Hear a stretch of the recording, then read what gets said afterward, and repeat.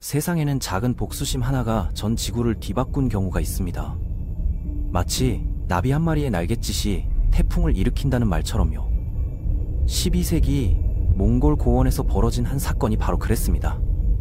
한 부족장의 죽음이 훗날 인류 역사상 가장 거대한 제국을 탄생시키는 계기가 될 줄 누가 상상했을까요? 이제부터 그 놀라운 이야기의 막을 올려보겠습니다.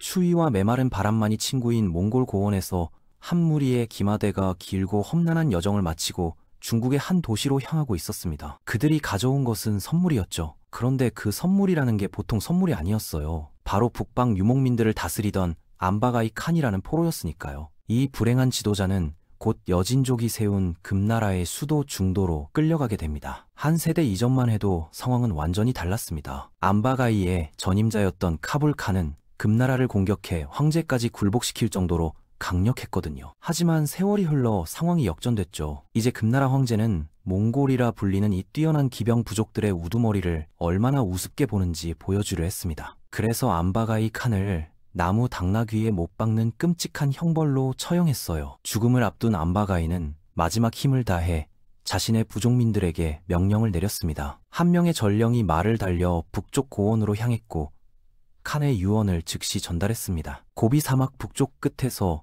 모래 언덕들이 건조한 초원지대로 변해가는 곳, 해가 떠오르면서 앞쪽 푸른 하늘이 연한 황금빛으로 반짝이고 산자락에 그림자가 드리워지는 그곳에 몽골족들이 살고 있었어요. 여기저기 흩어져 있는 유르트나 게르라고 부르는 천막들은 이 대초원 유목민들의 집이었습니다. 나무와 펠트로 만든 이 주거지는 새로운 목초지를 찾아 이동할 때마다 쉽게 해체하거나 통째로 옮길 수 있도록 만들어졌어요. 이곳 사람들은 세상의 모든 현상이 산과 강, 어둠 속 구름 등 곳곳에 깃든 신령들의 끊임없는 활동으로 이뤄진다고 믿었습니다. 이런 신비한 영역의 베일은 오직 무당만이 걷어낼 수 있었어요. 무당들은 지혜를 얻고 악한 혼령들을 쫓아내기 위해 주문을 외우며 얼굴을 가렸죠. 몽골 초원의 주민들은 탱그리, 즉 하늘님의 뜻을 섬겼지만 종종 남쪽 이웃 나라들의 계략에 휘말리곤 했습니다. 불과 30년 전만 해도 이 거대한 초원 대부분은 요나라의 오랜 지배를 받고 있었어요. 거란족이 다스리던 요나라는 여진족에게 밀려 서쪽으로 쫓겨났고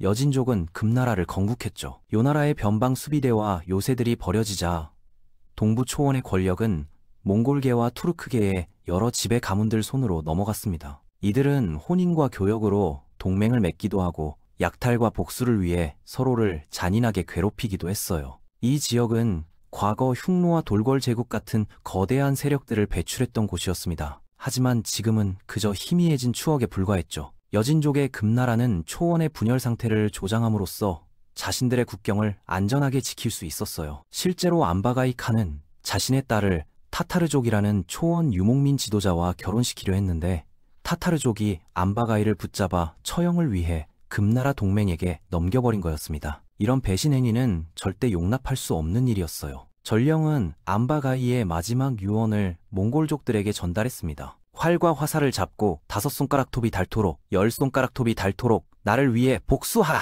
그의 뒤를 이어 타타르족과 금나라에 대한 복수를 실행할 인물로 선출된 이는 무시무시한 힘을 가진 용사 쿠툴라 칸이었습니다. 사람들은 그에 대해 악마들이 사는 무시무시한 땅에서 나온 자이며 그의 외침소리에 비하면 높은 산의 메아리도 약하다고 말했어요. 쿠툴라의 부름에 응답한 이들은 동맹을 맺은 몽골 부족들과 그의 가문인 보르지긴족 그리고 그의 영리한 조카 예수게이였습니다. 모든 남성들, 젊은이부터 노인까지 소집할 수 있었어요. 부유한 자들은 소못이나 금속, 가죽으로 만든 갑옷을 갖출 수 있었지만 대부분은 평범한 옷을 입고 직접 제작한 화살과 뿔, 힘줄, 나무로 보강한 강력한 합성공을 들고 싸움터로 나갔습니다. 몽골 초원의 사람들은 병영에서 장비를 갖추고 훈련받은 정규군이 아니라 허목한 환경에서 태어난 진짜 전사들이었습니다. 이곳의 겨울은 위험할 만큼 춥고 길었어요. 강인한 이들은 양, 염소, 야크, 소 등의 가축을 끊임없이 돌보며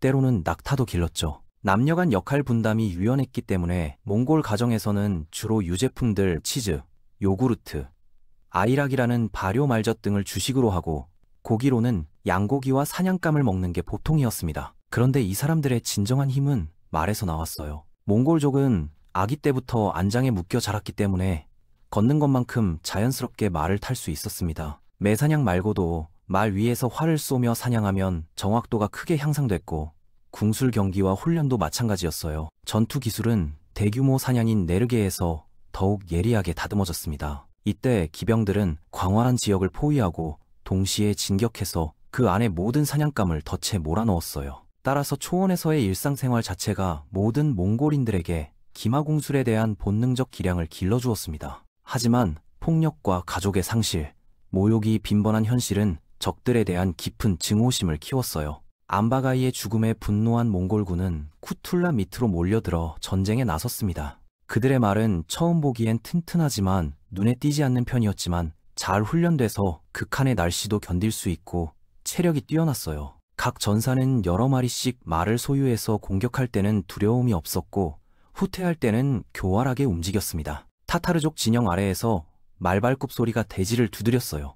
진격하는 몽골군은 안장 위에서 화살로 적들을 공격하고 무력한 자들을 포로로 잡고 발견하는 모든 것을 약탈했습니다. 타타르족과의 적대 관계가 다시 격화되자 쿠툴라와 몽골족들은 금나라까지 공격하기 시작했어요. 몽골족은 취약한 국경 지역들을 습격했을 가능성이 높고 정착촌들을 짓밟고 일부는 죽이고 다른 일부는 집에서 끌어내 노예로 만들었을 거예요. 가축들은 도둑 맞았고 정착민들의 집과 농장은 보물과 물건들을 빼앗긴 후 불태워졌습니다. 몽골족이 남긴 재와 피의 흔적은 적들의 보복을 불러일으킬 수밖에 없었어요. 초원에서는 항상 동맹이 필요했습니다. 어느 날 쿠툴라와 예수게이는 케레이드족의 추방된 왕자 토그루를 우연히 만났어요.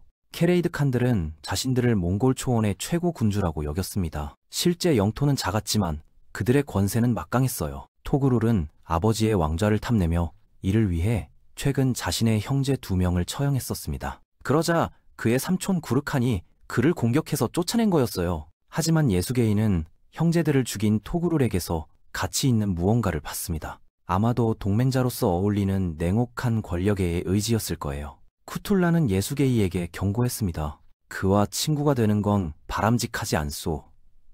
이 사람은 자신의 형제들을 죽이고 그들의 피로 자신의 창을 더럽혔소. 하지만 예수게이는 이 충고를 무시했어요. 그와 토그룰은 안다, 즉 의형제가 되었고 이 충성관계는 앞으로 두 가문의 운명을 엮어놓게 됩니다. 예수게이는 자신의 전사들을 모아 구르칸의 진영을 공격했고 그렇게 해서 토그룰이 케레이드 왕위에 오르도록 도왔습니다. 일부 지배층 케레이드족은 네스토리우스파나 동방교회의 기독교로들이었는데 이는 서방에서 온 오래된 선교 활동이 남긴 지속적인 흔적이었어요. 그러나 몽골 초원 사람들은 멀리서 온 신앙을 받아들인 소수라 해도 샤먼의 점술과 하늘의 영원한 뜻에 대한 믿음을 간직하고 있었습니다. 후대의 전승에 따르면 바로 하늘이 예수게이에게 우주의 계획에 참여하라고 명령했다고 합니다. 타타르족의 가족들과 가축을 약탈한 후 예수게이는 임신한 아내에게 돌아왔어요. 최소 1년 전 예수게이는 신혼부부를 우연히 만났는데